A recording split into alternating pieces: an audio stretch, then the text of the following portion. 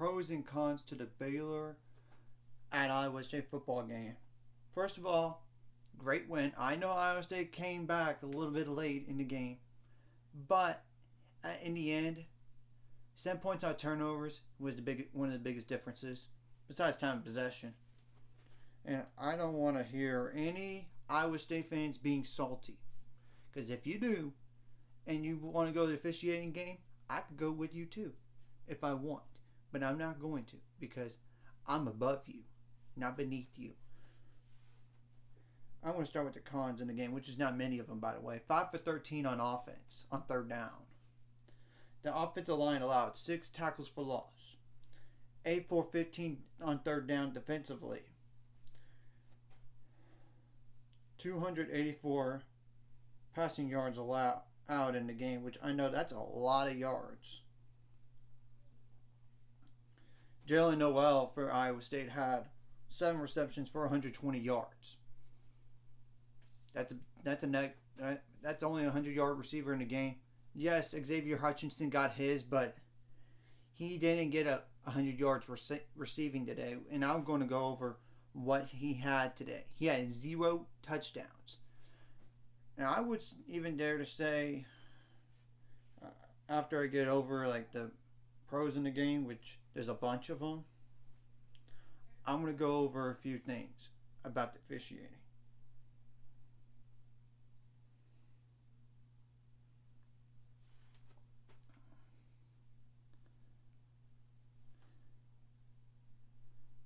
Xavier Hutchinson had 8 receptions for 84 yards. And they only allowed 4. Another pro. Okay, I'm going to start with the pros now. Obviously, the pros, they only allow less than 5 plays above 20 yards on defense, which is pretty good. I believe that's the number. But still, not many deep plays over 20 yards. Okay. Another pro, like 23 first downs on offense, which is pretty good considering what Iowa State's given up on the year. 361 yards of offense, and that was against an Iowa State defense that allowed less than 250 yards in the game, period. But you gotta keep in mind, their best offense they played against was Ohio, and they were 103rd in the nation coming into this game. Blake Shapen had 19 completions.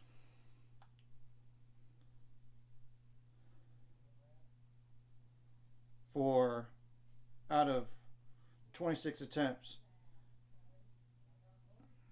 for 238 yards with 3 touchdowns. And yes, he did have a better day today. Richard Reese had 21 rushing attempts for 78 yards, including a touchdown. And the long was 19 yards. I know 42 rushing attempts for 123 yards with 1 touchdown is not much per average. But that was against a team that gave up 60 yards rushing per game. So that was a really good stat in the game. There were 11 different players who caught a pass today. So Galvin Holmes had 3 receptions for 92 yards with the touchdown, including a long of 38 yards. Hal Presley had 2 receptions for 50 yards, which the long was 40 yards. Ben Sims had 5 receptions for 39 yards with the touchdown, and the long was 13 yards. And yes, he did play today. His first game back, and I actually heard late last night that he was cleared to play. And I didn't do a video over it because it's very late at the time. Drake Dabney had 2 receptions for 23 yards, which the long was 17 yards. Josh Cameron had 1 reception for 10 yards. Dylan Doyle had a 1-yard reception for a touchdown. 2 for 3 on 4th down on offense. The O-line only allowed 2 sacks in the game and 1 quarterback hurry. But, of course, the negative in the game was like the offensive line allowing 6 tackles for loss. But 7 points off 2 interceptions today. That's, like I said, that's one of the biggest differences in the game. It was a 7-point difference at the end of the day. But it was a 17-point lead. But then Iowa State came back, dwindled it down a little bit. Okay, 350 yards allowed on defense, including like 66 rushing yards allowed.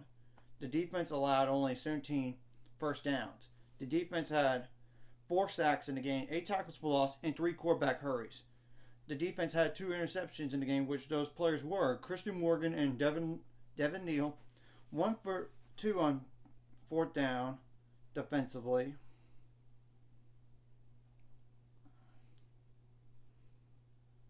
John Mayers made a 24-yard field goal as well as all the 4 extra points. Isaac Power had 3 punts for 139 yards, which included 2 of them inside the 20-yard line, and the long was 59 yards.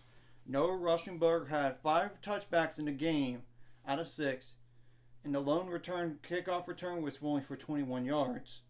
The Baylor had 5 kick returns for 66 yards overall, 3 penalties for 30 yards. Baylor won in time possession, 34 minutes, 39 seconds to 25 minutes, 21 seconds. Here's the deal about the officiating. It was questionable on both sides, not just on one side in particular. So Iowa State fans, you're salty. And the thing is that refs gifted them 2 touchdowns today in this game. First of all, that first touchdown, that to me was didn't complete the catch process. Why was that not reviewed? Second, the other touchdown was like a fumble by Jarrell Brock on a long run. He fumbled it, but and they called a touchback at first, but then they reviewed it and they called it a touchdown because he recovered the ball. But I'm not convinced that the guy had possession of the ball when his knee was down on the ground. I'm not convinced. If you're in doubt about that play, call it stance. Because to me, that changed the momentum a little bit. But the thing is, the following drive, Baylor melted 5 minutes off the clock. And yes, they didn't score. Again, I know, in that time period. But the deal is, when, in that point in the game, all they have to do is just punt the ball back to Iowa State. Yes, Iowa State scored a field goal late to get within 1 possession, 7 points. And then they tried to go for an onside kick, and you recovered it, which is a good thing at that. And it was an obvious catch. And I tell you what, if you're salty about this game, Iowa State fans, I'm sorry. There's always going to be questionable calls on both sides. And sooner or later, it's going to get evened out. And the thing is, your quarterback today threw 2 picks. Your defense allowed 7 points out of turnovers. That's the biggest difference. So, I just don't want to hear it. Hear your excuses. You got outplayed today. You got out-physicaled. And you haven't faced a quality opponent until today. So, I don't want to hear it. Hear all that hate. And you're just salty as you could be. And for all those Iowa State fans that said Iowa State by 20-something, and Baylor was 0-4 under David Randa today on a grass field, you've been proven wrong. So, all I can say is, you're just salty as you could be. There's a reason why some Baylor fans, including myself, don't like Iowa State fans in particular sometimes. They're just annoying, and not all of them are bad, but the thing is,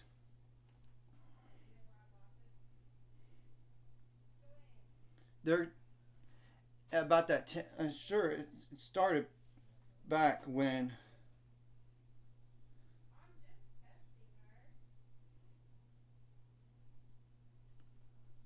like Corey Coleman had that kick return touchdown, like 71-7 at that point. Then it was that fight in 2018 when Charlie Brewer got ejected from the game. And then in 2019, Iowa State was complaining so much about not having tents. But the thing is, you got to do your due diligence and ask for that prior to the game by the Big 12. And you got to keep in mind, too, in that COVID year, when Baylor went 2-7, Baylor almost beat you. I'm just saying. And we already know last year you got outgained in special teams, and special teams was the difference. And the thing is, you could make an excuse for anything why you could lose. I mean, on the ref, excuses on the refs, all you want. But at the end of the day, your team didn't play good enough to win, so I don't want to hear it, and I will not respond to you in particular, and I will remove it potentially if you are threatening me, because you got to be respectful, and you got to own up and be a man or be a grown up, and don't hate and be so salty as the entire ocean and a bunch of saltine crackers and pretzels. And yes, I went that far to say that. So that's out of the way. And there's always going to be bad calls in the game. And I admit that personal foul targeting, that was by rule a targeting. You can't lean with the crown of your helmet in a game. And if you're not sure about the rules, go look it up. It's there. You go right ahead and read about it. It will help you. I mean, you got to be educated about the game as much as possible. Anyways, I'm sorry about that Iowa State fan rant on them being salty and everything, but I felt like that had to be done because there was probably going to be a lot of Iowa State fans going after me on that and complaining about the officiating. The thing is, we could go officiating all we want, but at the end of the day, Baylor won the game and you didn't. So, anyways, if you like this content, hit the like and subscribe button. I see you guys later. Let's get to 400 subscribers more by the end of this year.